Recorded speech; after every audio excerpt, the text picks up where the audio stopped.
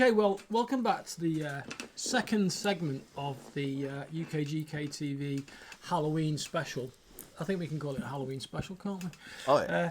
This is my friend Julian Ryan, and we often meet at UKGK, don't we? Yes. And we say hello in passing, and we occasionally bump into each other in the workshop.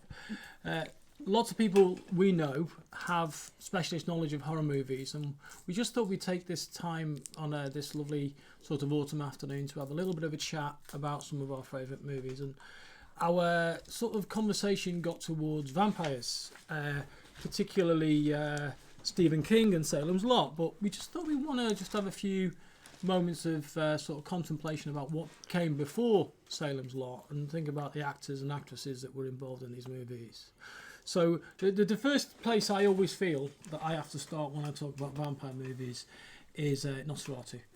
Absolutely, yeah. Yeah. Max Schreck. Max Schreck, who was kind of a bit of a mysterious figure, isn't he? Because there's not a lot we can find out about him, even if we go online onto Google. So yeah. He's one of those German expressionist actors from sort of the silent era, isn't he? Can you tell us a little bit about the history of perhaps Nosferatu as a movie? Okay, well, it was an adaptation of Bram Stoker's Dracula, but it wasn't sanctioned, it wasn't approved by the Stoker estate. Because Bram Stoker's family were very protective of it, weren't they? They didn't like people messing with it, so they wanted complete control, didn't they? Absolutely. So the director, I can't remember, it wasn't F.W. Murnau. It was Murnau, was it? Yeah. So Murnau took the project on, didn't he? And he called it Nosferatu, which is a traditional name, German name for a vampire, isn't it? Yeah. So how did it kind of differ from the book in a sense? Because it followed the story quite closely in that the Harker character goes to Castle Dracula, and it's the whole point of Dracula buying property. I think they kind of kept it within Germany, so to speak. Yeah, they did. It stayed in Germany. So it was a lot more. It was a lot more condensed. But the basic premise of the story, it followed Stoker's novel very closely, and it was only really a case of changing characters' names, which they thought they would get away with. Yeah. You've still got him on the ship. You've still got the classic Demeter. where he comes out. Of absolutely. The coffin That's right. Yeah. So Harker goes to Castle Dracula, gets him to sign the paperwork, and basically.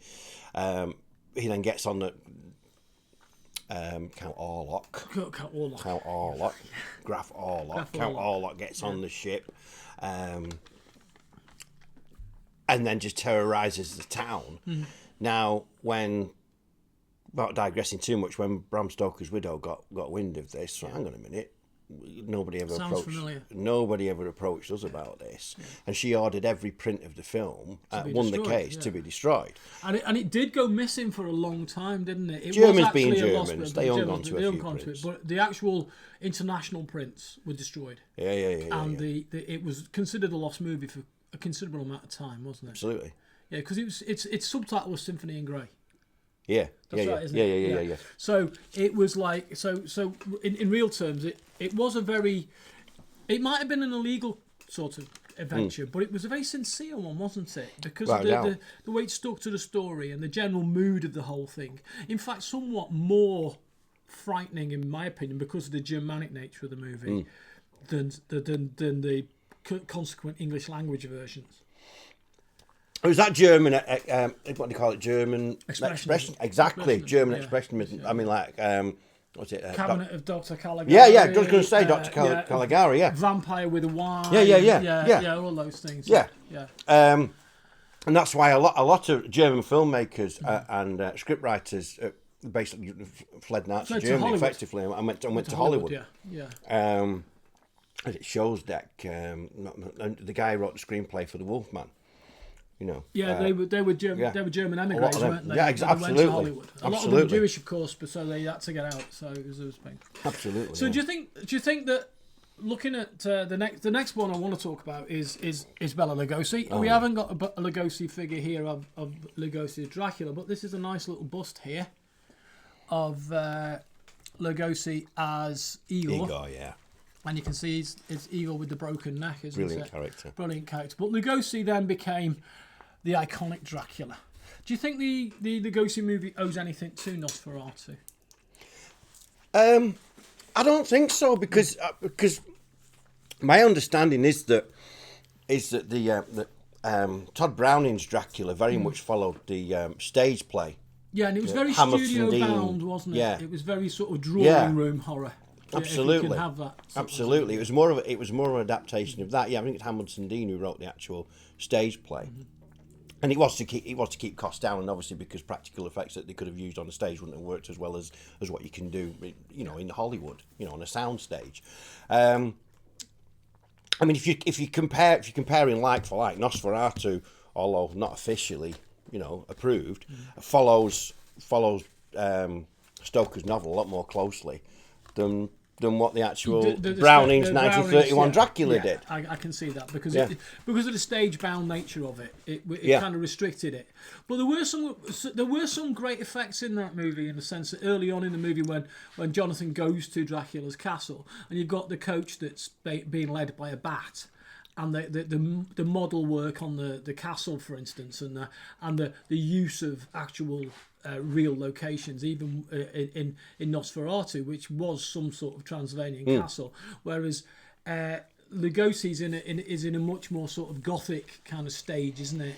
Oh yeah, I mean, when Dwight Fry as Renfield arrives at the castle and goes through the doors, I mean, it's incredible. What a set that is! It's true that it was also made simultaneously as a foreign language. Spanish. Do you know anything about that? For the Mexican. It was for the Mexican audience, wasn't it? Yes, it was. I mean, the guy who played Dracula was certainly no Lugosi. Yeah.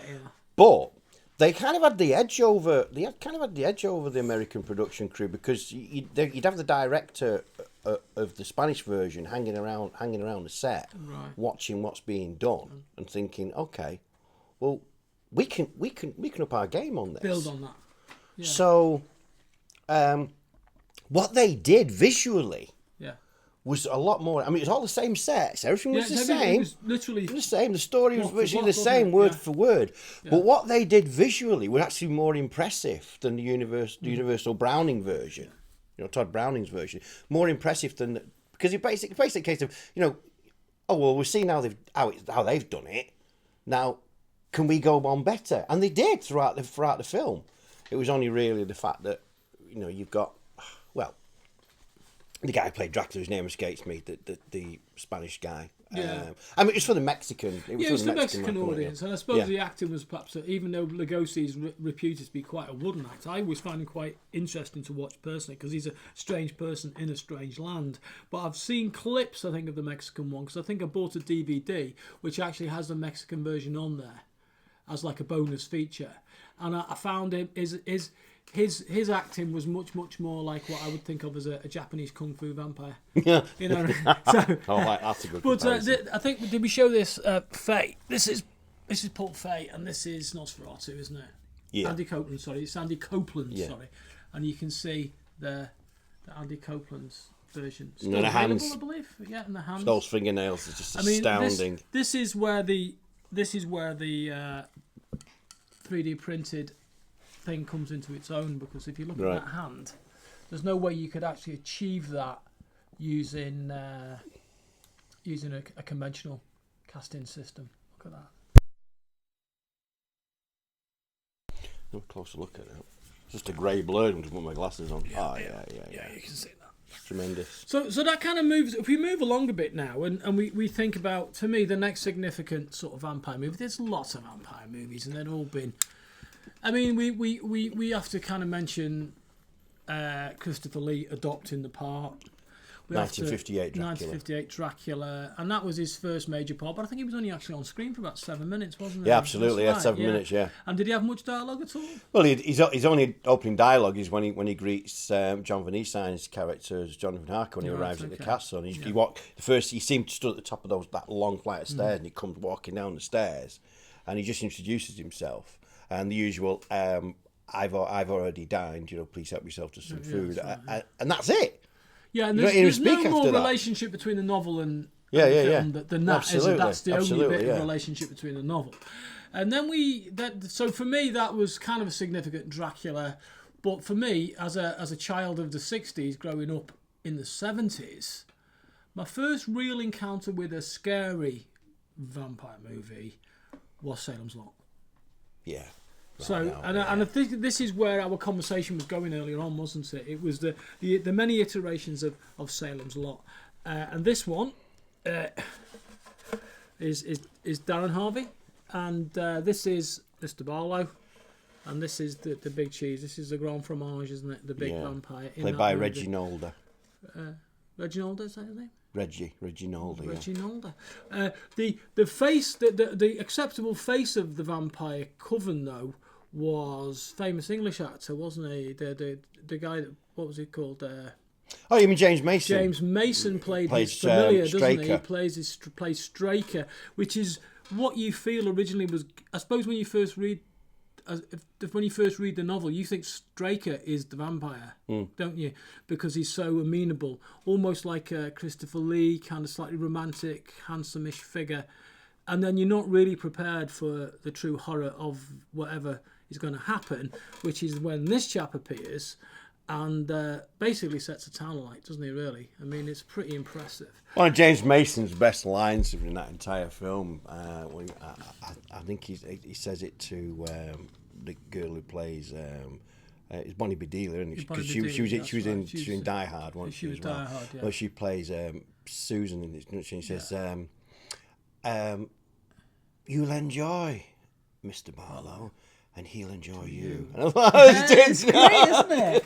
But you see, that's the thing about it, and what Stephen King does for me, because when you look at the original Dracula movies, they're all set in the past. Their language is the language of the past. The costumes are the costumes of the past. But what Stephen King does for me is he brings it into a possible 20th century reality, and he creates a reality that could possibly be. You're not asked to suspend your disbelief that much, are you? Because whatever happens could actually happen. And he also wrote quite a long short story about somebody travelling through some empty towns in the Midwest, I think it was, which is a kind of a bit like Dracula's Guest by Bram Stoker. It's like a precursor to it. And so Salem's Lot, to me, brings that much needed realism to a vampire movie. Oh yeah, I mean, a scene that always stands out for me is in the morgue. Can't remember the name of the lady, but she's lying there and she's got like the sheet over her, and she just sits up. But it's and filmed, the shroud comes down. It's filmed in the background behind she's the calling couch, for her isn't it? son. He's like, Yes. really? Yeah. And now the genuine terror that David Soul's brilliant in that scene. Yeah, he is. I mean, when he gets the two, open wide, the sticks that they put down the back of his tongue, and he's taping those together to make a crucifix. Yeah. But brilliant bit of acting from David Soul, because he genuinely looks terrified in that scene. And that's the thing, like you're saying, because it's perfectly it's not. The setting is natural. The set is natural. That's the horror of it. It's in a realistic setting, a familiar setting, and I think there's a point where somebody picks up a scalpel. Yeah. And cuts her. And it just peels open like foam. And it's just kind of... There's no blood. Yeah. But it's still kind of revolting, isn't it? It's like kind of a bit of body horror there. Yeah. And, so... the bit where he appears at the dining table in the house, and then he just breaks those people's necks by bashing their heads together. Oh, God, And the other bit where the child is levitating outside the window, which is kind of very kind of traditional flying vampire bat kind of thing. But even so, it's pretty scary, isn't it? It really is quite scary. Absolutely. So, yeah. Well, I mean, it came out in '79. I mean, it was a TV movie, wasn't it? It was a 2-part TV movie, and I think we're getting a message, a subtle message here from underneath the table. It says the prequel. It's called Chapel Wait. Is that the name of the prequel to Salem's Lot? That's the short story. It was done by Netflix, wasn't it? Oh, right. Really, really good. Right. Which... I'm just here, guys, eating the sweets. Yeah, nicking sweets. All he keeps saying is, "Oh, why have you brought these in? Why have you brought these?" Oh, you can have the green ones. What are these called? Opal fruits still? Yeah, it was a Starburst now. It was the Chapel Wait was a really... The Chapel Wait was the prequel. It was a really dark prequel to Salem's Lot. Right. It's really good. It's really good. We watched that. That was it. I was just trying to interject that to you. Yeah, is that when they end up in a boat at the end? Yeah, not yourself. The vampire has got wings, hasn't it? It flies, doesn't it? Is that right? That was... What's that one? We watched that one, didn't we? Yeah. Oh God, what was that called? That was good. That was. That was really good because that was very Stephen King, wasn't it? Yeah. Anyway, we'll come back to that. But so we've got this business of and this one is. I love this one. Russell Robbie. This is Russell Robbie's version of Barlow, and this is a lot smaller. As you can see, for the market. Yeah, look at that. So this is the big one. This is the big filler, and this is the tiny little one. This is if you've got like a polite cabinet, isn't it? You've got a polite wooden cabinet for the vampire. You've got this. So this is rather lovely, and you can see the detail on it is very nice too, and the casting is very crisp. One of the things that I found fascinating when I discovered it about Reginalda is that I mean, obviously a lot of makeup went into creating this, but this lower part of his face here, the kind of mottling and the way the skin sets and the point on the chin were actually caused by a fire. He sustained burns to the lower part of his face. Lower part of his face. If you ever seen pictures of Reginalda, he played a lot of westerns, a lot of uncredited roles actually as well. But if you ever see him without the makeup on, you can tell because around his mouth, his skin is really tight, and you can see where he got burned. I'm assuming he played the villain. Did he, or was he just like a bit part actor in westerns? Or was he a bit part actor. Mysterious gunslinger? Or and he also played in Andorian in one of the Star Trek original series. So this episodes. guy's got, and once again, his face was blue. Blue, so but blue. with the antennae. With the antenna sticking out. So he was an Andorian. It's a bit like Jeff Coombs. Who turns up in absolutely lots of different things. Jeff Coombs, if you don't know him, is quite a famous character actor. He was in Star Trek. He played in Deep Space Nine, and also he was one of the new Andorians, wasn't he? Yes. In the Enterprise. Yes. So he was kind of like, so in a sense, he's a bit like Jeff Coombs. He kind of pops up a lot, but you wouldn't know him without the makeup. Precisely. So that's quite an interesting thing. So we've got that. Now, I love the David Soul. Was it 1979 or 78? 79. I'm sure it was 79. 79. Now, to me, that sticks in my head. When I saw that, I felt my heart beating when I watched that. And then a couple of years later, when I had my own house and my own TV, and then you could get things on started coming out on DVD, I went and got the Rob Lowe remake. So where are you with the Rob Lowe remake of Salem's Lot? Because, I mean, where do you feel that fits? Do you feel it's worthy of a look? Not particularly. What disappointed you about it? Because, I mean, I didn't mind it. I just felt it was very lightweight. I don't think it explored the characters as much. As much as I like Rutger Hauer as an actor... So Rutger Hauer played... He's played a Barlow part. Barlow. I look nothing like that. And you look nothing like a normal guy. Okay. With fangs. Right. You know, but for me, I mean, Rutger Hauer, a great actor. Yeah. You know, I mean, what's it? Is it the Hitchhiker? Yeah, the Hitcher.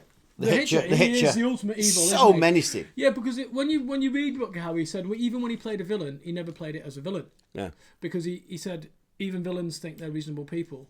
So he plays it as a reasonable person, and particularly with the Hitcher, he comes over as twice as menacing because you can completely see that this character is a psychopath. He doesn't see that he's doing anything wrong. You know, it's a bit like when he played Roy Batty, you know, in Blade Runner. He plays it straight.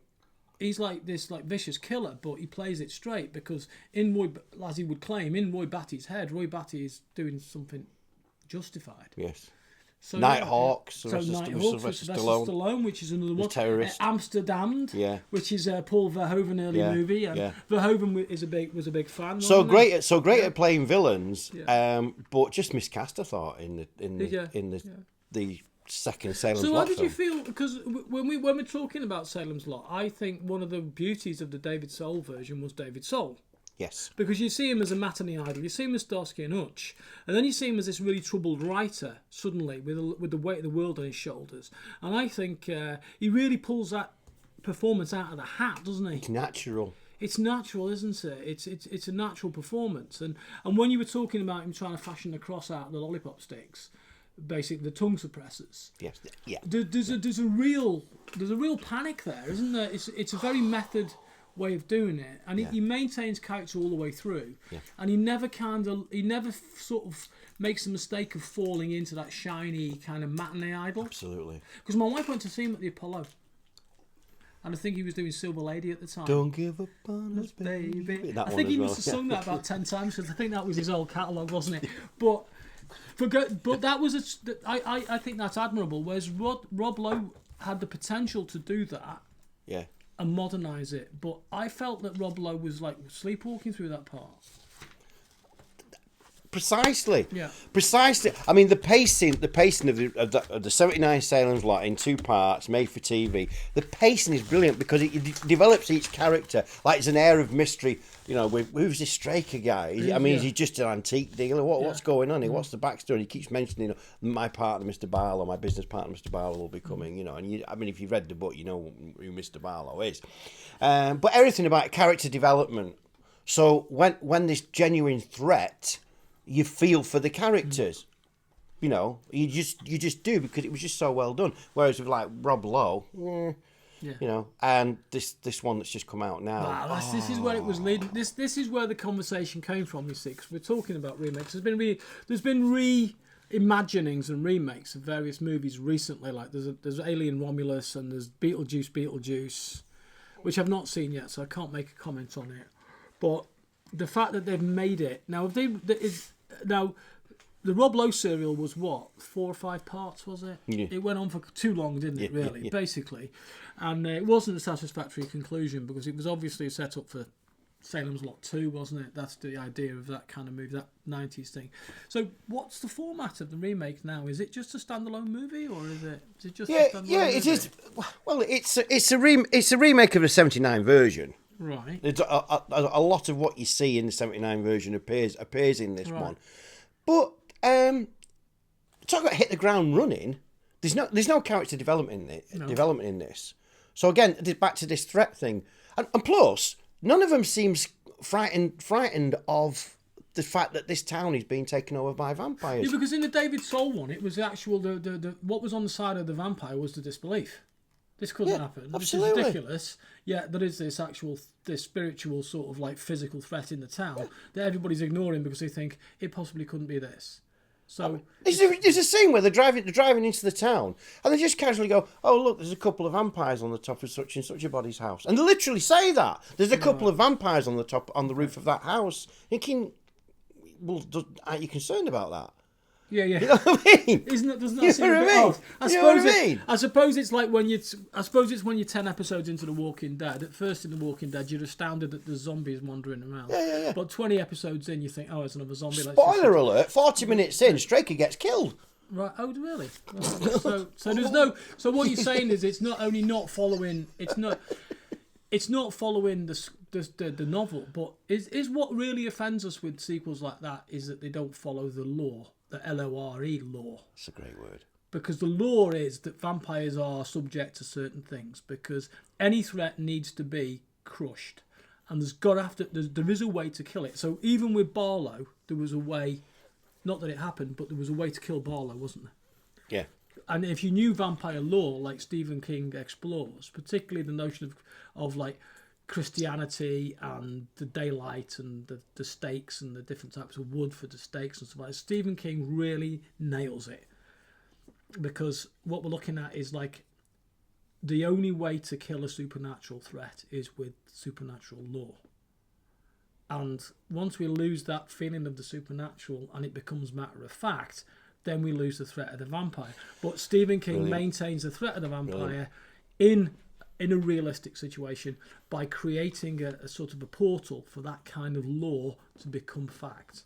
So he balances out the reality and he balances out the supernatural so they can work within each other. Brilliant. How many times have you seen in modern day vampire films where they think they're being clever when the hero will hold up a crucifix and the vampire will just laugh? Yeah. You know, and go, well, I know what books you've been reading. Yeah, because... And it's like, oh, come on. Yeah, because there's a film called The Keep. Yeah. Which is a Michael Mann movie.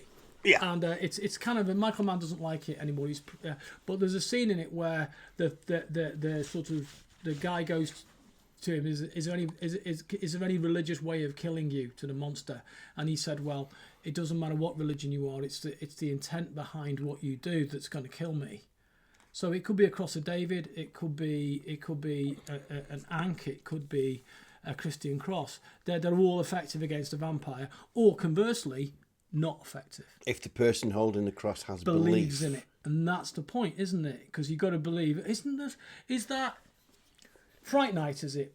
The one I'm thinking when he of. grabs the cross and says you have to believe. Yes. If you don't believe, what's that? Is that Fright Night? Yes. Oh, yes. It's and he Absolutely. goes like that with his hand. Absolutely. You have to believe, and then the kid believes. And Absolutely. It burns his Yeah. hand. That's it. Whereas, So that was first done in Dracula Risen from the Grave when you get the Paul character. Right. Veronica Carlson's boyfriend. Right, okay. Because he openly admits that he's an atheist. Right, and then when they find Christopher Lee in his coffin and they stake him, you got the priest there. Yeah. He's already lost his faith because he's the one who basically was responsible for bringing Dracula back, and he's like his underling now. So it's the Paul character who stakes him. And the priest in the background going, he's not going to die, he's not going to die. You have to pray, you have to pray. You have to pray. He said, you're a priest, you pray. Yeah. And because neither of them will pray, Christopher Lee just pulls the stake out, and he's out. And in the next shot, he's out of the coffin. Right. Now, Christopher Lee strongly objected to that. Oh, come on! If you stake a vampire, you stake a vampire. They're done, finished. They're done, finished. But I actually liked that, and the fact that they've done it since. You've just mentioned now. You've just mentioned it with Fright Night. Because his Roddy McDowell character, isn't it? He does that. Yeah. And so that's and that's another one that's due for a remake. I think it's already been remade once, hasn't it? Fright Night. Colin Farrell plays the vampire, but it don't work. It's for me. It's just the real time effects that work. No. It's the real time effects. No. But so basically, the thing about Stephen King is he deconstructed and he reconstructed the vampire myth at the same time. Yes. I see. I come out with some gems. That's great. That's great. Yeah, that's great. So that's our little chat about vampires, and you can see Julian's pretty disappointed about the new Salem's Lot. I'm disappointed when I'm disappointed when they mess about with anything. And So we looked at this the other week just before we went on to. Well, I bought it at the show. You brought it to the show, but we reviewed the actual sculpt of this, and this is your paint up, is it? Yeah. So finished it yesterday. Just before we leave, let's have a look at that. So that's the thing I was showing you. This is what it looks like when it's painted, and I was very impressed with the back of this. The way that the actual thing. I'm like David around. Dickinson here. That's a good price. Cheapest chips. I'm nicking his sweets. But so this one, what version of Frankenstein is this? The Bride of Frankenstein, this is the 35 Bride again, version. isn't it? Yeah, and it's got the scar on the neck. That beautiful scar on the neck. Good skin colours on that. Good skin tones. Because there's a bit of a controversy because a lot of the makeup in black and white movies was in fact green, wasn't it, to make it look better when it was actually being filmed in black and white. So, but Bill, werewolves are grey. But I knew they were going to say that. Werewolves are grey. I'm going off my Necker figure. He's going off his Necker figure. What did Necker know? Werewolves are grey. Werewolves are grey. But the green makeup on Karloff is a bit controversial because you had to paint the green makeup to get the tones on the black and white movie in the way they were. So when people actually see the pictures of him being made up and there's colour photography of the time, Karloff is green. But I suppose... In my defence, I've got to come in here, because I must have done this face about 10 times, going over the colour. And yes, there's a bit of green in there, but there's also a bit of beige, bit of cream, bit of ivory. Bear in mind, it's after the mill fire, so I wanted to kind of put some scorch marks on him. A little bit of lividity where the circulation wouldn't work particularly well, so there's little bits of pinks and burgundies in there as well. So, and a little bit of pink and burgundy on the hands to represent scorch marks from the fire. I think the word we're looking for is necrotic flesh. Oh, he's there again. I'm going to have to write these down. Necrotic flesh. Necrotic flesh. So it's the living dead, but... That was the thing with that. I wanted to try and... it's all about making things realistic, isn't it? It is. So, I mean, and with it being Halloween, I felt... Because Karloff's one of my favourite actors, we couldn't really finish the video without talking about him. Right, well, thank you very much, Julian. That was a great little chat. I'm sure that people... You see, the reason we have these little chats is basically so everybody's watching it can either disagree with us or agree with us. We would prefer it if you would disagreed with us and made a comment underneath and just said, Bill, you're talking rubbish. I'm happy for anybody to tell me that. I might not listen to you and I might not agree with you because I'm an opinionated kind of guy. But if you want to contribute to the vampire conversation, particularly when it comes to Stephen King and Salem's Lot, I think it's well worth having a go. Because you know what? Horror gets a bad press when it comes to literature. But when we're talking about Frankenstein, we're talking about Dracula, people forget we're actually talking about some of the greatest literature ever produced. And I would argue that Stephen King is one of the greatest American novelists, equivalent to somebody like, I don't know, somebody like Hemingway or something like that.